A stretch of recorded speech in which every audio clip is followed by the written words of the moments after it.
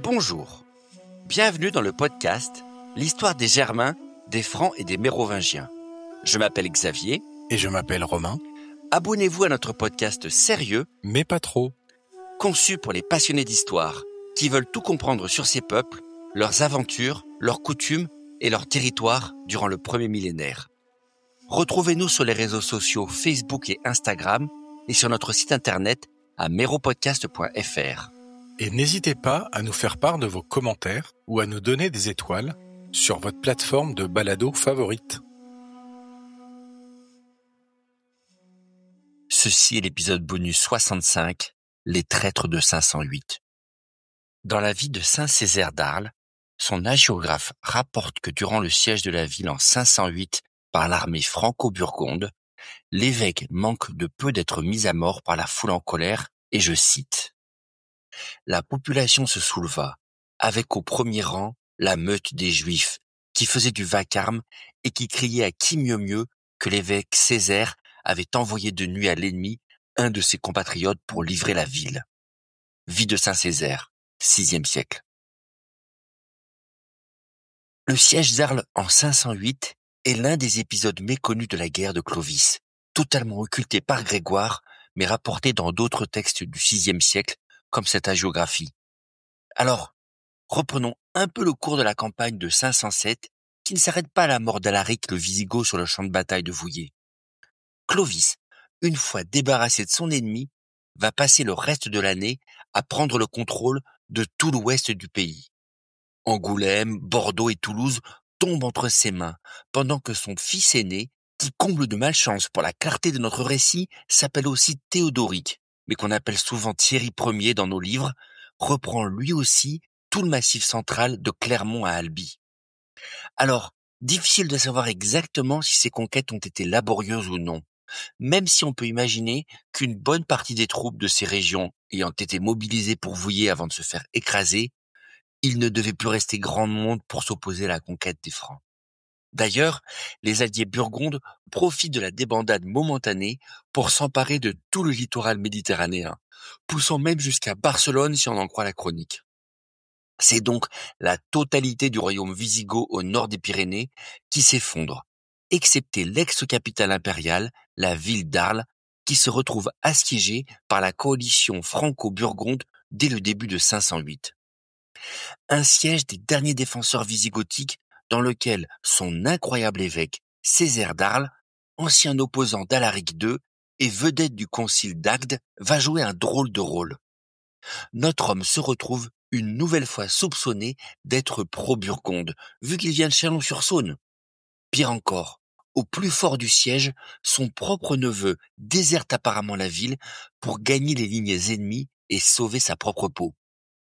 Comme le raconte l'hagiographe, dans une ville à bout après de longs mois de siège, une véritable émeute populaire se met en place contre l'évêque, et les soldats wisigothiques tentent même sans succès de l'exiler, histoire de se débarrasser d'un traître influent qu'on soupçonne fortement de comploter au profit des assaillants.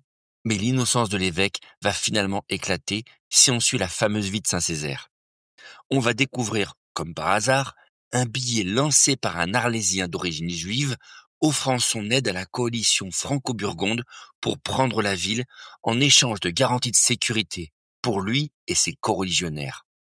Un retournement de situation qui sauve l'évêque à l'été 508, alors qu'au même moment, une armée ostrogothique se met en marche d'Italie pour dégager la ville. Et quelques semaines plus tard, les troupes de l'autre Théodoric, l'Ostrogoth celui-là, vont donc finalement réussir à faire lever le siège et vont même écraser l'armée franco-burgonde qui perd 30 000 hommes dans l'affaire et doit abandonner totalement la partie. La guerre de Clovis se termine donc sur cet échec, les Wisigoths récupérant l'ensemble du Languedoc jusqu'à Arles et les Ostrogoths, pour se rembourser de leur peine, annexant pour leur part la Provence. Un résultat en demi-teinte pour Clovis pour conclure sa campagne contre les Wisigoths que Grégoire, tout obnubilé par son adulation du roi des Francs, oublie évidemment de nous rapporter, malgré son hostilité anti-juive habituelle. Alors, toute cette histoire appelle quand même quelques commentaires. Ne revenons pas sur la vaste plaisanterie que constitue la soi-disant hostilité des populations du sud de la Gaule envers leurs maîtres wisigoths et qui auraient appelé de leur vœu les Francs à venir les délivrer.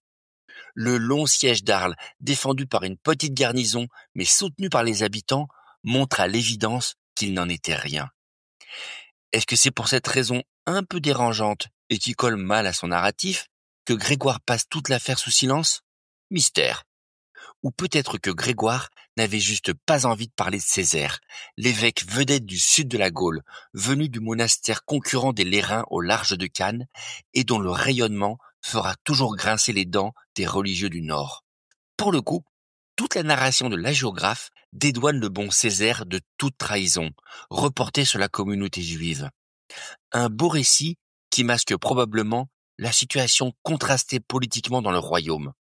Car bien entendu, les élites gallo-romaines devaient très souvent jouer la carte de l'alliance ou du partenariat avec un pouvoir barbare ou un autre pour tenter de s'imposer eux-mêmes contre leurs adversaires politiques locaux. Est-ce que Césaire a voulu trahir ou non au profit des Burgondes ou des Francs? Nous n'en savons rien. Mais force est de constater qu'il sera rappelé à Ravenne pour s'expliquer après la guerre. Preuve que les autorités ostrogothiques soupçonnaient clairement notre homme d'un comportement trouble. Comme au nord, à la fin du Ve siècle, la fidélité des élites est toute relative en Gaule, et les pouvoirs gallo-romains s'arrangent assez facilement avec n'importe quel roi barbare, tant qu'on les laisse gérer leurs affaires locales et leurs luttes de pouvoir. Une situation appelée à durer avant que la fusion des populations ne s'accomplisse dans quelques décennies. Alors, l'hagiographe, pour sa part, nous sert donc une toute autre histoire et dégaine, pour couvrir l'évêque et les vilains soupçons qui pesaient sur lui, le cliché facile du traître juif qui devient le véritable coupable avec son message aux Franco-Burgondes. En l'occurrence, les coupables sont les traîtres juifs, puisque, évidemment, et contre toute vraisemblance, on fait retomber sur la totalité de ce groupe la responsabilité de la traîtrise, en dégainant les stéréotypes habituels sur leur compte. La 5e colonne infiltrée dans la cité et vendue à l'ennemi, la meute capable de manipuler la foule et l'amour de l'argent et de leurs biens qui les pousse à poignarder leurs concitoyens. À l'évidence, l'histoire est fabriquée. Les Juifs bénéficiaient d'une véritable protection dans l'Empire wisigothique garantie par Alaric II et n'avaient donc rien à gagner à voir les royaumes du Nord prendre le contrôle de leur cité. Pas de doute pour les historiens modernes. Les Juifs vont être opportunément dégainés dans cette histoire après coup par l'hagiographe, histoire de masquer les fidélités troubles de certains lycéens, que Césaire d'Arles ait eu à se reprocher des choses ou non. Une belle invention donc, qui va constituer un marqueur classique des textes à venir du Haut Moyen-Âge, et dont Grégoire de Tours sera un parfait exemple. Alors l'anti-judaïsme, qui deviendra un jour l'antisémitisme, a des racines anciennes. Mais il prend vigueur sous la plume des premiers auteurs chrétiens, vite soutenus par le pouvoir politique dès les édits de Théodose au IVe siècle, s'agaçant progressivement de la farouche opposition de ce groupe à suivre les enseignements du Christ et de son Église. Leur détermination à rester soudés en tant que communauté va faire d'eux des conspirateurs par excellence, qu'on imagine derrière tous les coups fourrés. La réussite commerciale de certains, utilisant avec succès leurs compétences et les réseaux bâtis entre les communautés de chaque cité, va alimenter les pires rumeurs, pleines de jalousie sur leur cupidité ou leur malhonnêteté. Si ces poncifs leur ont été collés sur le dos dès les premiers siècles, il n'est pas impossible que le VIe marque un point d'accélération en ce sens, comme le prouverait la biographie de saint Césaire, datant sans doute des années 550-570.